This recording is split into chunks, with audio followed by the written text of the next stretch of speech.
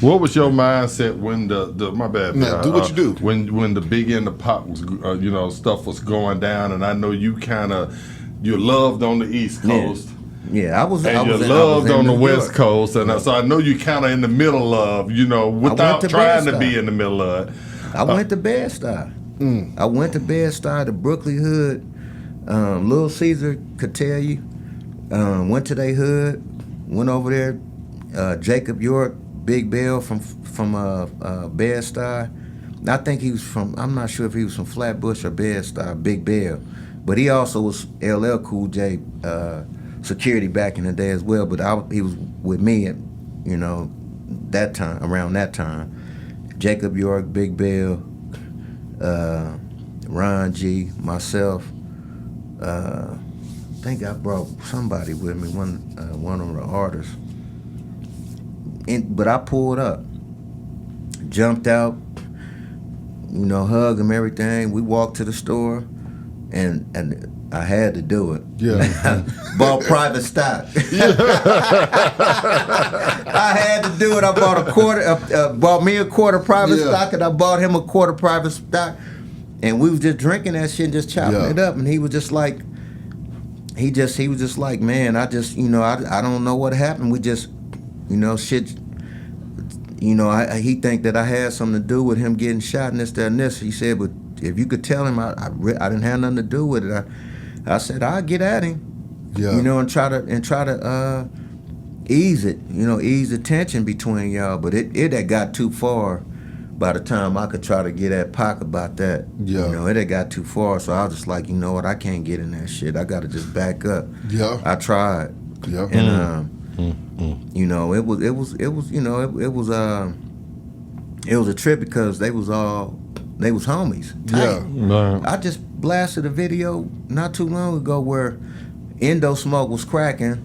We was in, I don't know where we was, in some type of club or something, and Biggie was freestyling over Endo Smoke, and Pac was sitting there bouncing and shit. You can see me over there. I'm hugging my homeboy David Ruffin Jr. Yeah. Like, nigga, look like I'm in his ear telling him, like, nigga, and so it was like, what happened to that? Like, what happened? That's how we was. We was hanging out like that, and you freestyling and having a ball. Even though I ain't no super MC, cause I ain't. Yeah. I'm more of a storyteller. I'm gonna tell a story. I'm gonna paint a picture with I'm gonna do what I do musically like a movie. I want people to understand it, swag, even though it's real shit. Mm-hmm. But I'm not, one of them MC immortality vendor. No, you swag. Them guys I was just rapping. You are one of the first swag rappers. You kind of like Slick Rick. Slick Rick, on that level. Snoop, y'all was the first ones that was giving this. Jumped out. Oh no, I forgot the Kango.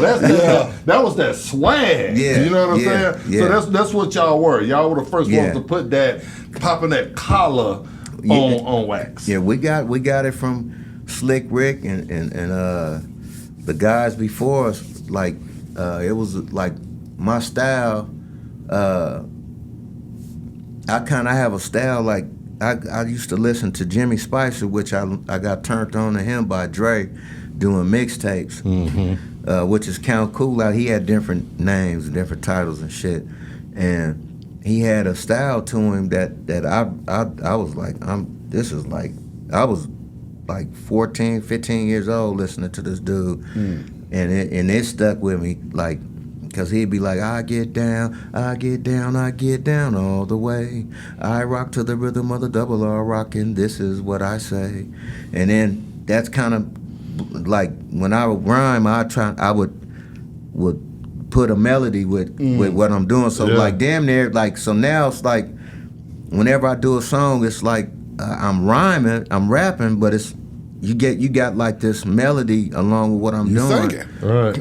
At the same time, like the record I just did with I Swear Vezel, I say chords, strings, don't no, I've forgotten my. Even if it means time in the bing and come back home feeling like a king.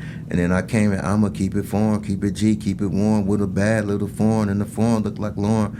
You know what I mean? So that's like, it's a melody to it. You know what I mean? Instead of just in a foreign with a girl named Lauren. You know what I mean? It's you know, so that it was just a style that I fell in love with. It's not exactly his style, but he inspired me mainly, Jimmy Spicer. Yes, indeed.